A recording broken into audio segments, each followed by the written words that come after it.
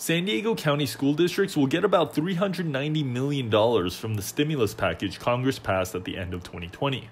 About $128 million of that is going to the San Diego Unified School District, but the county's largest district will need even more money if it wants to heal the academic wounds caused by distance learning. It's a good first step.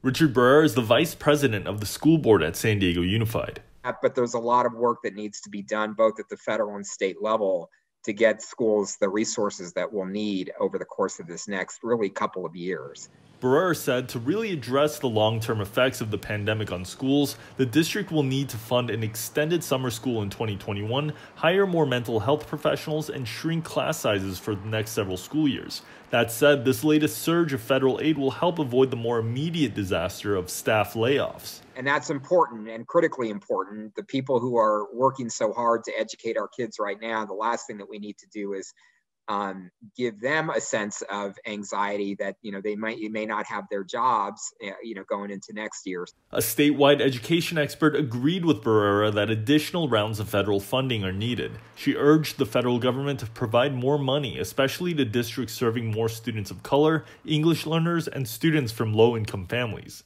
What we know is going to be important about that funding is how it's spent. Alicia Smith-Arriaga is the executive director of the Education Trust West, a Bay Area-based think tank and advocacy group. We owe it to students and to parents and families to actually use this as a moment where we accelerate student learning.